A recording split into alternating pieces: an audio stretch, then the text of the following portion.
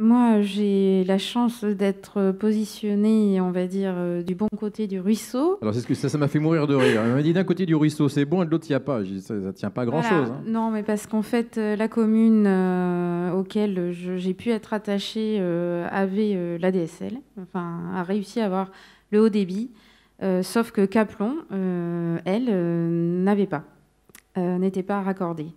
Donc, par exemple, à Caplon, il y a pas mal d'entreprises qui n'ont pas le haut débit, notamment une grosse entreprise qui avait plus de 50 salariés, qui a dû s'acheter elle-même son réseau, hein, enfin, son accès Internet, pour pouvoir envoyer les étiquettes, pour pouvoir les charger. Et quand vous avez des mails à envoyer et des exportations à faire, si vous ne pouvez pas charger vos étiquettes de vin pour les envoyer à vos clients, ça devient compliqué. Voilà, donc chez nous, la grosse difficulté, c'est bien on essaye de vouloir se transformer au numérique, de se moderniser.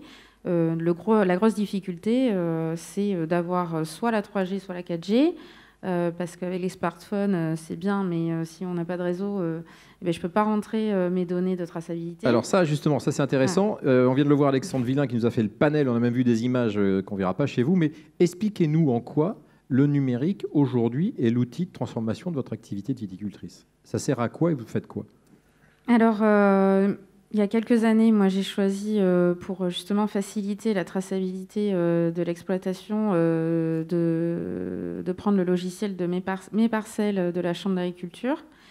Donc, c'est un logiciel qui permet de tracer ces interventions, tant mécaniques, phytosanitaires, les temps de travaux des salariés, etc., et de sortir des statistiques. Donc, en termes de management, en termes d'économie de coûts, c'est très pratique et très intéressant. Donc, après, bon, évidemment, il faut rentrer les données. Donc, ça, c'est pas que simple. Enfin, en tout cas, il faut prendre le temps de le faire. Alors, je m'arrête sur c'est pas que simple, il faut prendre le temps. On l'a vu tout à l'heure, même si Antoine, tout à l'heure, nous avait montré des statistiques un peu différentes. Il y a une espèce de peur du numérique, du temps que je vais y passer, est-ce que je vais savoir faire?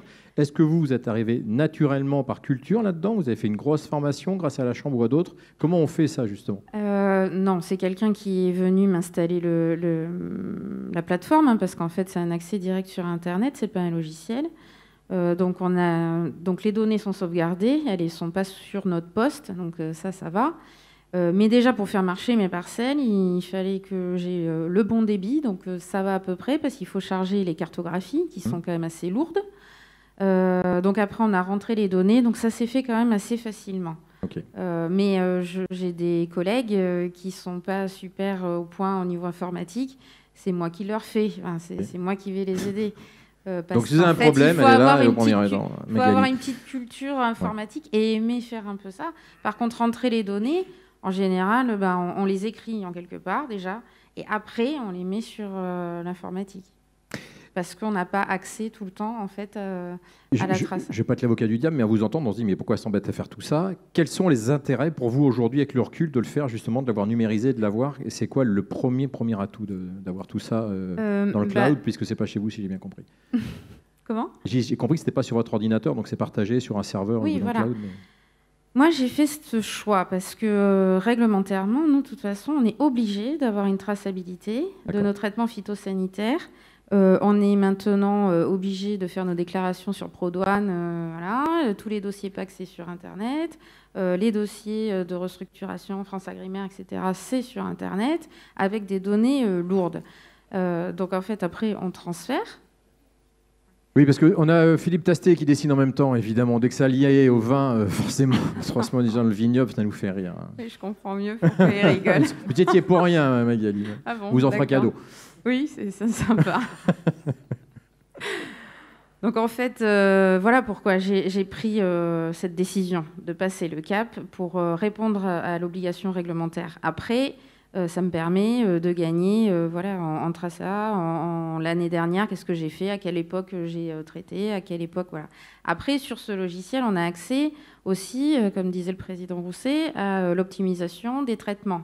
C'est un logiciel. On l'a entendu aussi avec votre collègue de Charente-Maritime. Voilà. Et ça, c'est le nerf de la guerre, hein, quand même, maintenant, que ce soit au niveau de la santé et économique. Et de l'économie, oui. Voilà. Donc en fonction de la végétation, etc., si la pression est moindre, si on lui dit qu'on veut mettre tant par hectare, il nous dit exactement combien il faut qu'on mette dans notre pulvée. Et à la fin de l'année, on sort un indicateur de fréquence de traitement. C'est là-dessus que l'IFT, c'est là-dessus qu'on voit si l'entreprise traite beaucoup, si elle fait des efforts ou pas trop. Et par exemple, ce logiciel, il me le calcule tout seul, parce que sinon, si vous calculez... Donc, gros avantage, vous savez ce que vous avez économisé, par exemple. C'est rapide. Voilà, okay. En tout cas, la numérisation à ce niveau-là, c'est la rapidité pour moi.